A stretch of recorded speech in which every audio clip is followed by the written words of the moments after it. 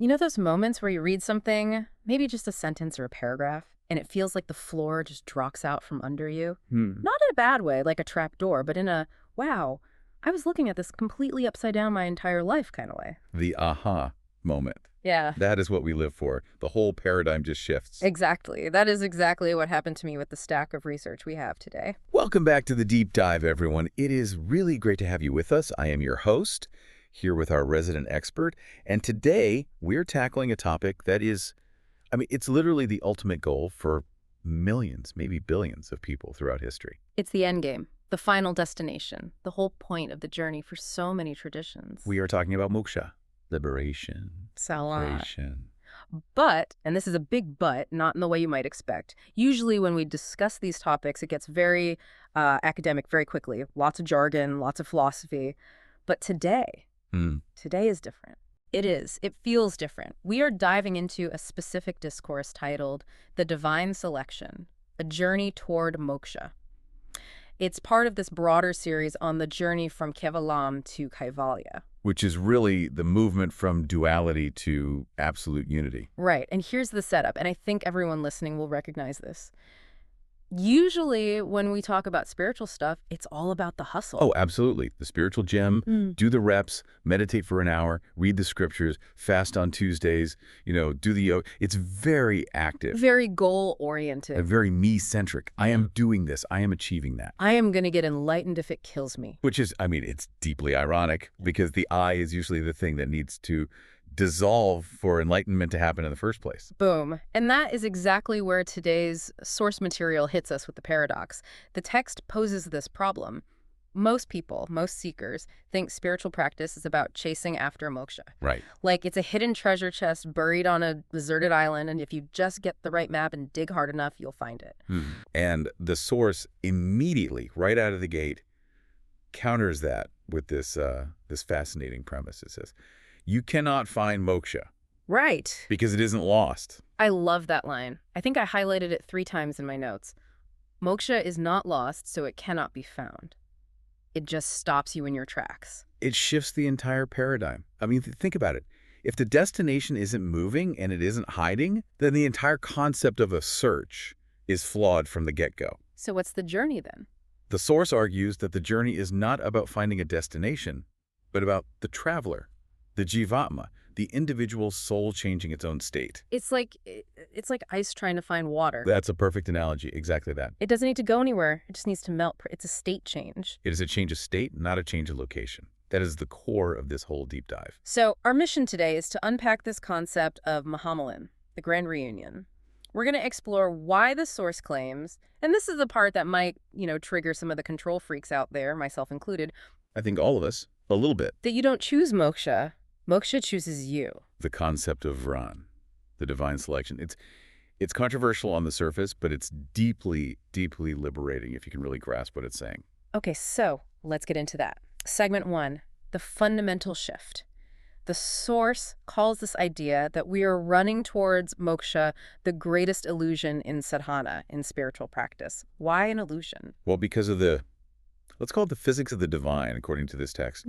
The source uses 3 specific Sanskrit adjectives to describe moksha, and they're so important. They are achal, shashwat, and stir. Okay, lay those out for us. I know shashwat usually means something like eternal. Yes, shashwat means eternal. It has always been there, before time, during time, after time. It's the constant. And the others? Achal means immovable. It literally cannot be moved. It has no locomotion. And stir means static or stable, unchanging. So if moksha is immovable, if it's static, Then you can't run to it. Think about it geographically just for a second. If you are standing on the ground and you decide you're going to start running to find the ground, what are you actually doing? I'm looking foolish. I'm running on the very thing I'm looking for. Exactly. It is the background of existence. The source implies it's like the screen on which the movie of your life is playing. You're a character in the movie, running around, driving cars, fighting battles, trying to find the screen. You can't go to the screen. You are on the screen. The screen is the only thing holding you in the entire movie up. That makes so much sense, but the source does acknowledge that there is a journey, right? It's not saying we're just frozen statues and that's it. Oh, no, absolutely not. But the journey belongs to the jivatma, the soul, The source says the soul moves through king cane or yoni yoni, Particle by particle. and life form by life form. The soul is the traveler. It's evolving. It's changing costumes, changing bodies, having experiences. The soul is in constant motion. But the destination, the truth, it has been sitting there waiting the whole time. That brings up a very real feeling for people on this path, which is anxiety. The source mentions this explicitly. The anxiety of when will I get there? Am I doing it right? When will I be enlightened?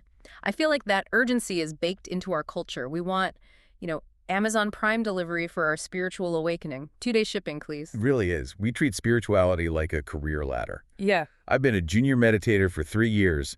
When do I get promoted to senior enlightened being? Exactly. My friend started after me and he's already levitating. What's wrong with me? And the source says this is fundamentally the wrong question to be asking. It says a true seeker shouldn't worry about the timeline.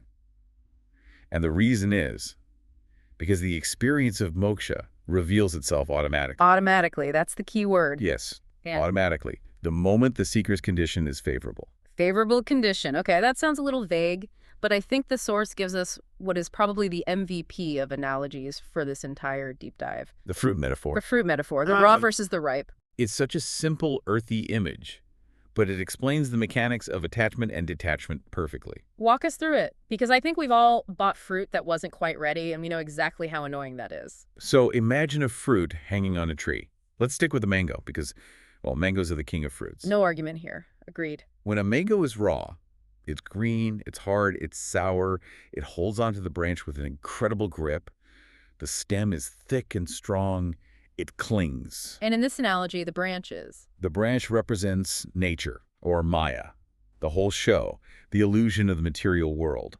And the raw fruit is the immature soul, the jivatma. It clings to the world because it thinks it needs the world to survive. It gets its identity from the branch. It thinks, I am part of this branch. If I let go, I die. This branch is my source of life. And the source points out that to remove a raw fruit from a branch, you have to use force. You do. You have to twist it and pull it and yank it. And when you do rip it off, what happens? Sap leaks out. It's a violent separation. There's a scar on the branch and on the fruit. And the fruit itself is usually ruined, or at least it tastes terrible. It's acidic. Exactly. The source parallels this with the struggling seeker. If you are full of vasana, desires, cravings, ego, attachments, and you try to force yourself to be detached, it is a struggle. It's a fight. You are fighting your own ripeness. It's like trying to be peaceful by screaming at yourself to be quiet. It just creates more violence. Or running away to a monastery because you hate your job and your family. That isn't true renunciation. That is just, changing the scenery. You are still raw. You're still full of acid. You're off the branch, but you're still a sour fruit. You might physically be off the branch, but mentally you are bleeding sap. You're bitter. That is such a powerful image for something we see all the time, which is spiritual burnout. People trying to force themselves into a mold they just aren't ready for. It is so real. Now, contrast all of that with the ripe fruit, the state of paripavada. Okay, the ripe fruit.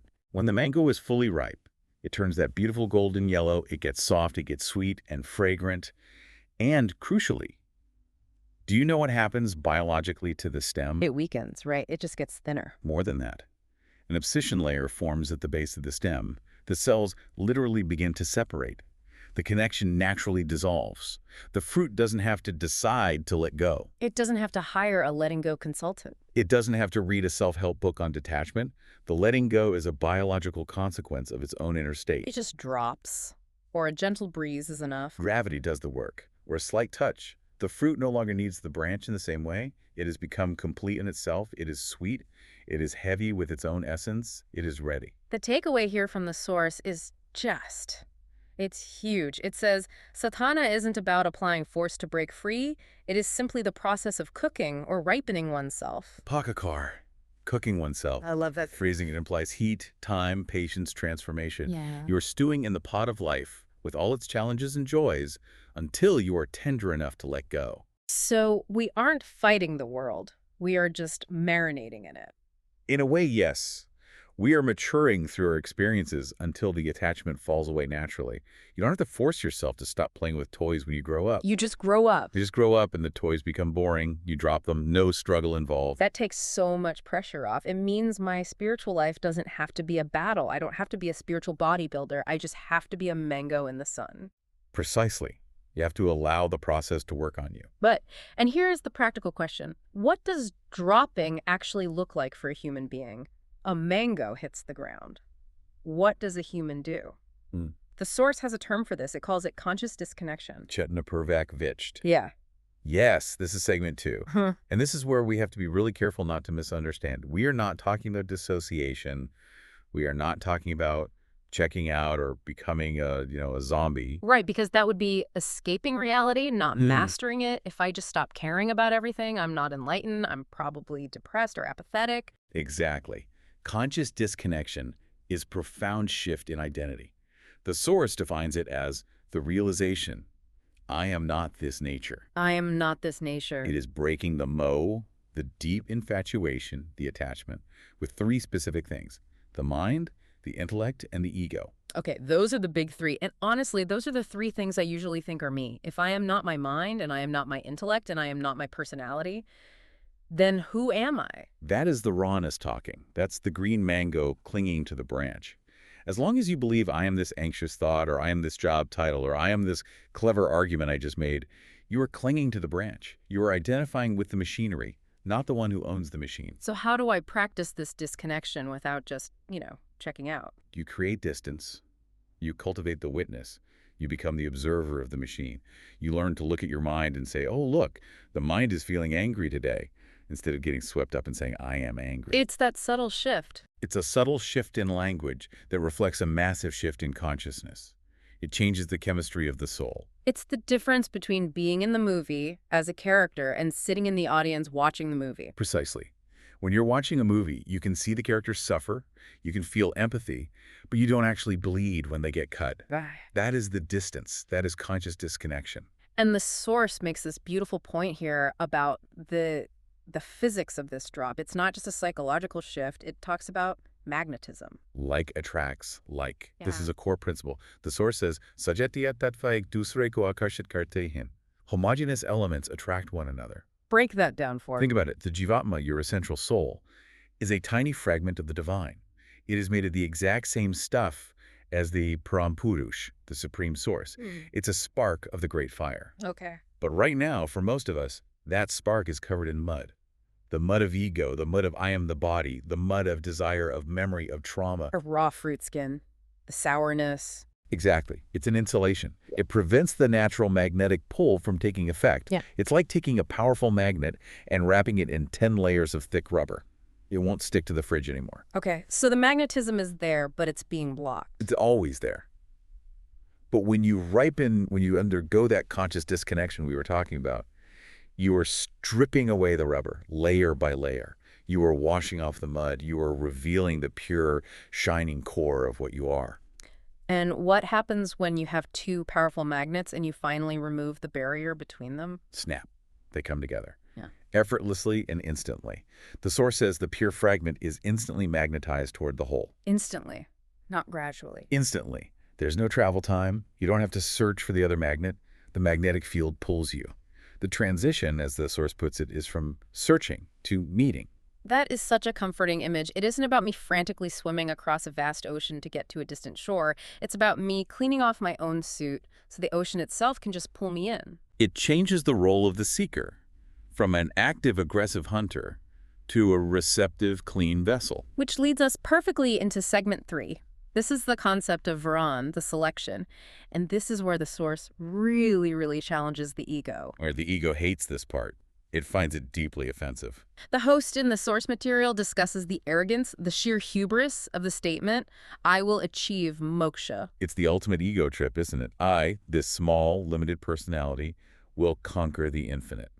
It's ridiculous when you say it out loud.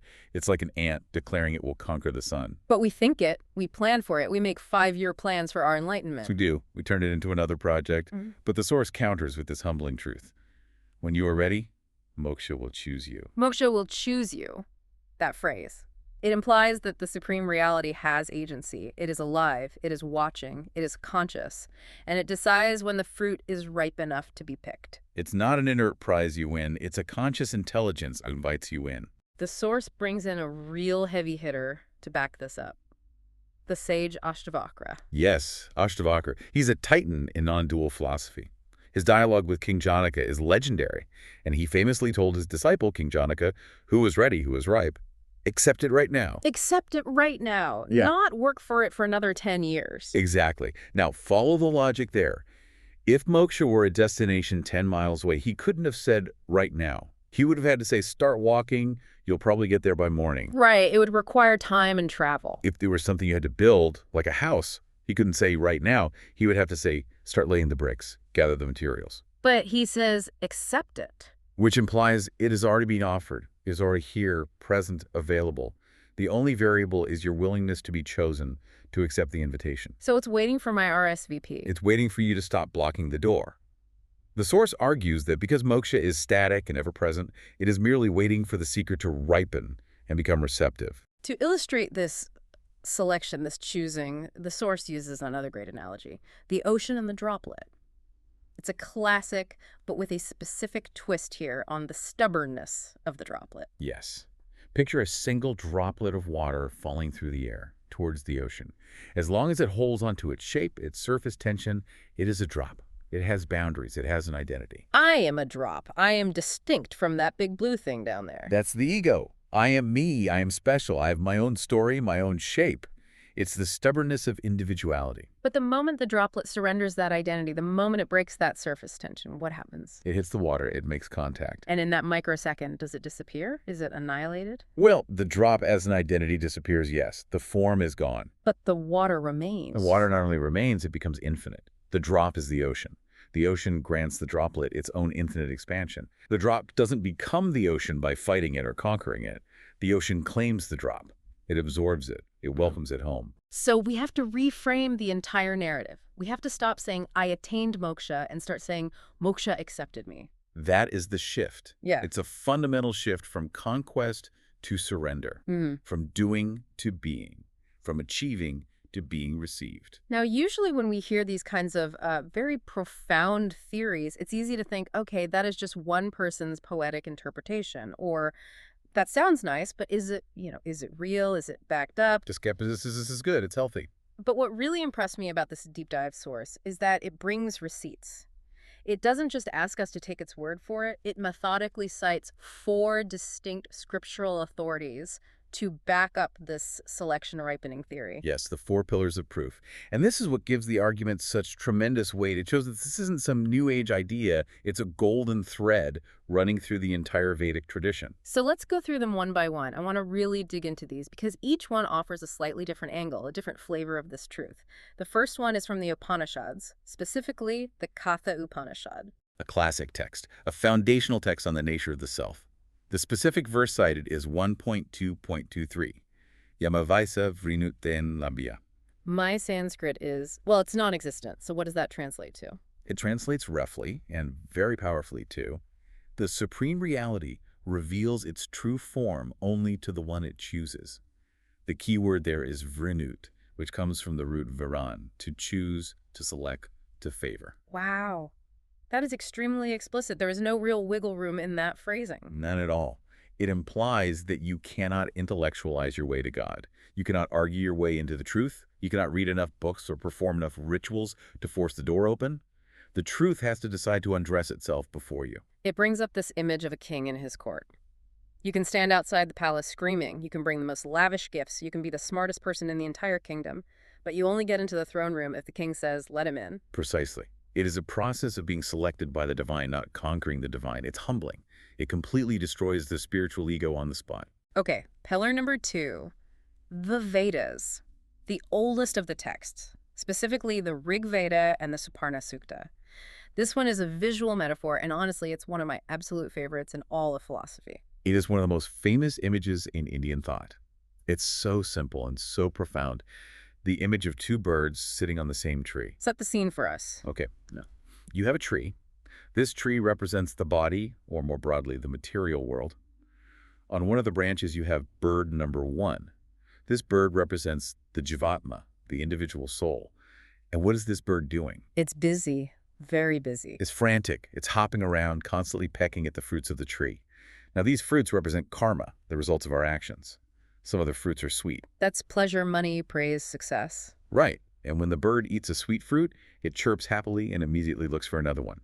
But of course, some of the fruits are bitter. That's pain, loss, sickness, failure. And when it eats a bitter fruit, it suffers. It flutters its wings in distress and recoils. But, and this is the key to the whole thing, it keeps eating. It thinks maybe the next one will be sweet. It is completely lost, completely engrossed in the cycle of sweet and bitter. That is the dopamine loop. That is me scrolling Instagram, then checking the news, then eating a snack, just hopping from fruit to fruit, looking for the next sweet one. It is the human condition in a nutshell. We are obsessed with the taste of experience. We define ourselves by the fruits we eat. But there is another bird on the tree. Yes. Look a little higher up on the very same tree. There's bird number 2. This bird represents the Purusha, the witness self, the supreme soul. And what is this bird doing? It's not eating, it's just sitting there. It is not eating. It is not hopping around. It is simply calmly watching bird number 1. Just watching, patiently. Quietly, patiently. The text says it has golden plumage. It is radiant. It is full and complete in itself without eating anything at all. And the narrative in the Rig Veda is that this witness bird isn't going anywhere.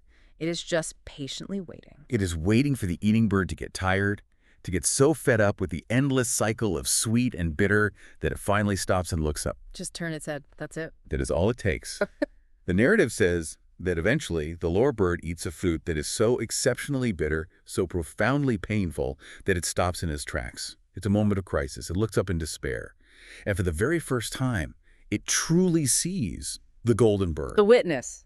Its higher self. And in that moment of looking, that moment of darshan, of seeing that Jivatma has a revelation, it realizes, wait a minute, I am not this hungry, frantic little bird. I am a reflection of that serene golden bird. And in that realization, the lower bird merges into the higher bird. The union happens. The two become one. The union happens.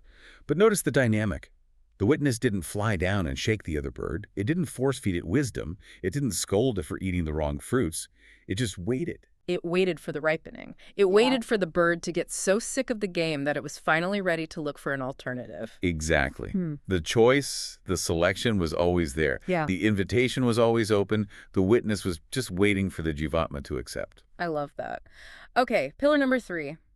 We move from the high philosophy of the Vedas to the heart-centered devotion of the Puranas. The story of Shabari.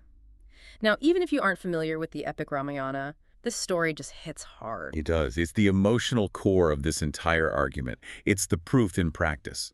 Shabari was a woman who lived in the forest. By the societal standards of that time, she was a nobody. She was from a tribal background. She was uneducated. She was poor. She was old. She had none of the typical qualifications for enlightenment. None. But she had a guru. And her guru told her one thing before he passed away. He said, "Lord Ram will come to your ashram one day. Wait for him." And she took that literally, in the heart. She took it as the absolute truth of her existence. She didn't know when. She didn't have a date for her calendar, but she waited.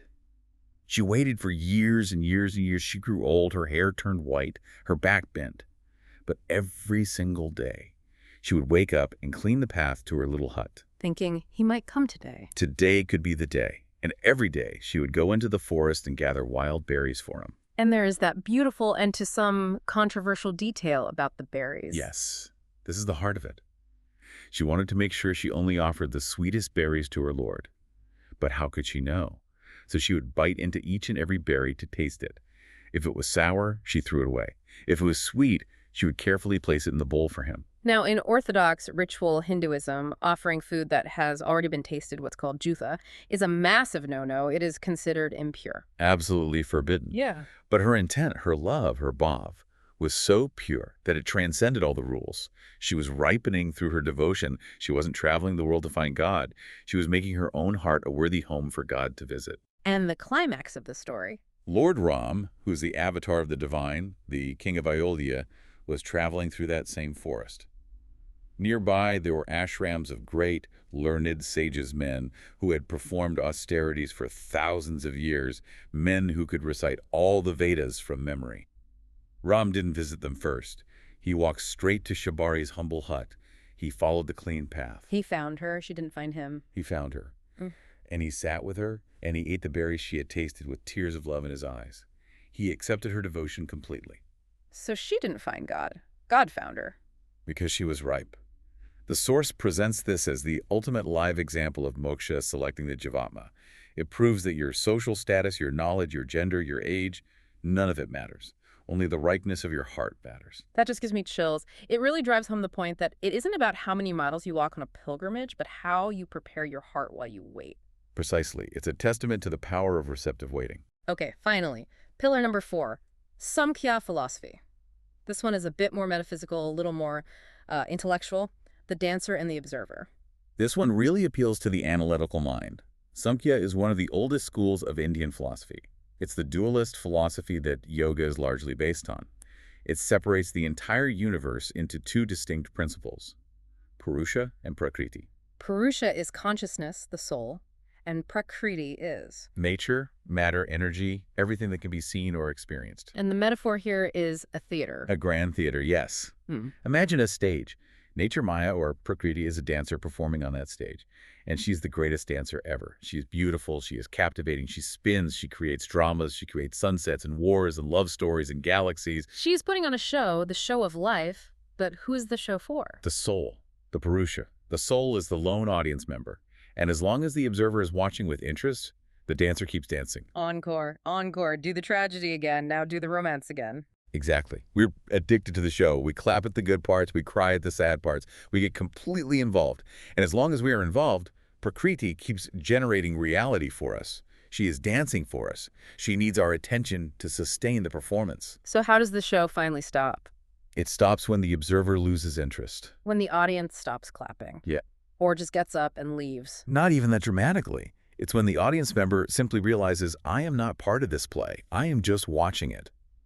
When the Purusha stabilizes in the witness state and disconnects from the infatuation with the dance, what happens to the dancer? She stops. There's no one to perform for. The dancer stops. The source says it's like a performer who realizes the theater is empty, or the person in the front row has fallen asleep. She thinks, he has seen all my moves. He's no longer entertained. So she stops dancing, she withdraws, she takes a bow, and exits the stage. And that stopping, that withdrawal of the dance, is moksha. That is liberation. Kaivalya. The influence of Maya ends because you stopped feeding it with your attention. So, in this context, moksha is the direct result of the soul simply turning away, losing interest. Yes, and again, notice, it is not about jumping on the stage and fighting the dancer. That would just become part of the drama. It is about quietly, consciously withdrawing your attention. It's amazing. It's really amazing how these 4 very different sources, the philosophical Upanishads, the ancient Vedas, the devotional Puranas, and the analytical Samkhya, all point to the exact same mechanism. Stop chasing, start ripening, turn your head, disconnect, let yourself be chosen. It's a unified theory of liberation presented from 4 different angles to appeal to 4 different types of minds. So we've established that we need to wait, we need to ripen. But this brings us to segment 5, the synthesis. Because I know what the listeners probably think. I know what I was thinking when I first read this. So do I just sit on the couch and watch Netflix until I'm enlightened? Is this just a grand excuse for spiritual laziness? The couch potato enlightenment theory, yes, it's a very common and very fair question. Right. If I don't have to chase it, can I just slack off and wait for the divine delivery? That is the danger of misunderstanding a word like surrender. The source clarifies this perfectly. Host, ask yourself, does a fruit ripen by doing nothing? Well, from the outside, it looks like it's just doing nothing. It's just hanging there. It's passive. But inside, what's happening inside that mango skin? It is a whirlwind of activity. It is chemically transforming. It is drawing nutrients from the tree. It is absorbing sunlight and converting it into energy. It is turning starches into sugars. It is softening its fibers. It is becoming fragrant. It is incredibly active internally. So the doing is the ripening. The waiting is not empty. The doing is the internal preparation. The doing is the practice of conscious disconnection. Look at Shabari. She was waiting. But was she lazy? No. She was sweeping the floor and picking berries and repeating her mantra. She was active in her devotion. So it is an active waiting, an engaged patience. It is an engaged patience. It is replacing the concept of struggle with the concept of paripagvada, of ripening. You aren't struggling against the world anymore. You are utilizing your time in the world to mature. You are using the heat of life's challenges to cook yourself to perfection. The source also personifies Moksha in this final section in a really, really beautiful way. It talks about the character of Moksha. Yes, it describes moksha, or the Purusha, as having infinite patience. Infinite, not a lot of patience. Infinite. Think about what that really means. The divine isn't judging you for taking so long. It isn't tapping its cosmic watch. It isn't looking at the calendar saying, you missed the deadline for this eon, try again in the next universe. It's just waiting, unconditionally. It is waiting for the Jivatma to return to its real home. It's the ultimate unconditional welcome. The image it gives is of a parent who has left the porch light on for a child who has run away. Okay. They don't care if you come home at 9 p.m. or 3 a.m. They don't care if you're covered in mud. They just want you home. That makes the entire universe feel a lot friendlier. Instead of a cosmic test that I'm probably failing, it is a home that is just keeping the light on for me. That is the shift in perspective this teaching offers. It moves you from a paradigm of fear and striving to one of trust and becoming.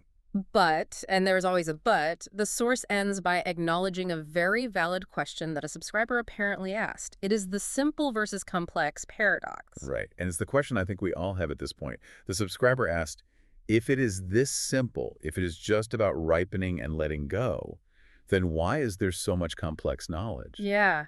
Why do we need the Vedas? Why the Upanishads? Why the 6 schools of philosophy? Why the endless debates about Sagun, God with form, and Nirgun, God without form? Why do we have libraries, entire civilizations full of philosophy if the answer is just be a ripe mango? It is a fantastic question. It's a perfect question.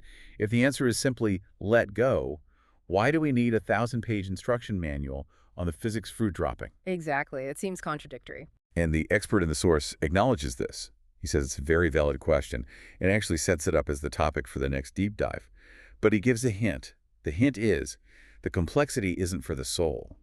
The soul is simple. Ah, so who is the complexity for? The complexity is for the mind. The mind is a complex, tangled knot. It loves puzzles. It loves to analyze and argue. It needs to be convinced. It loves to understand the how and the why of everything. So you need complex tools to untie a complex knot. That's one way to look at it. Yeah. Sometimes you need a very complicated, intellectually rigorous philosophy to exhaust the mind, to distract the ego, just so the simple soul can finally have a moment of peace to break free. You give the restless mind a big, juicy bone to chew on so it stops barking for a while. Ah, so all this complex knowledge is like a decoy to keep the mind busy so the real work of ripening can happen in the heart. In a way, yes. It satisfies the intellect's need for a map, even if the destination is right where you're standing. But we will dive much, much deeper into that Sagun versus Nirgun debate next time. It is a massive and fascinating topic. I really can't wait for that. But for today, let's try to wrap this up. We have covered a lot of ground here, from physics to fruit to dancers. What are the key takeaways we should walk away with? I think there are 3 main ones. First, moksha is static. It is achal, immovable. We are the ones who are moving. So stop trying to find a destination that is already beneath your feet. Stop running to find the ground you're standing on. That's number 1. What's the second? Second, the fruit analogy is everything. Don't pull the fruit. Let it ripen. Don't force your spiritual growth with violence or suppression. Focus on your internal maturity, on becoming sweeter and fuller, and the letting go will happen automatically as a natural consequence. And the third? And third, the drop in the ocean. You don't capture the ocean captures the drop. It is a process of being chosen, of Varan, which happens the moment you surrender your limited separate identity and become receptive to the whole. It is such a powerful and honestly a relieving reframe. It takes us from the stressful role of the hunter to the patient trusting role of the ripening mango. It restores dignity to the process of waiting. It validates the simple, profound process of just living your life with awareness. Exactly. Now, before we sign off, I want to leave all of you with a final thought to chew on. Go back to that image from the Rig Veda, the 2 birds on the tree, the Suparna Sukta. It's a mirror. It's a diagnostic tool. It is. So ask yourself today, in the middle of your commute or your workday or while you're doing the dishes tonight, which bird are you right now, in this moment? Are you the bird frantically eating the fruit, obsessing over the sweet news and the bitter emails, reacting to every notification, every desire, every fear, just jumping from one branch to the next? Or are you ready to pause just for 1 second? Are you ready to stop pecking at the fruit and just turn your head, Look up and see the other bird, the golden one that has been watching you patiently this whole time. The one that is just waiting for you to say hello. That connection, that possibility of merging is available right now, not in 10 years when you've perfected your meditation. Right now. Accept it right now, as Ashtavakra said. We will see you next time on The Deep Dive, where we will tackle that big question of complexity, the form versus the formless. Until then, keep ripening. Happy travels. Take care, everyone.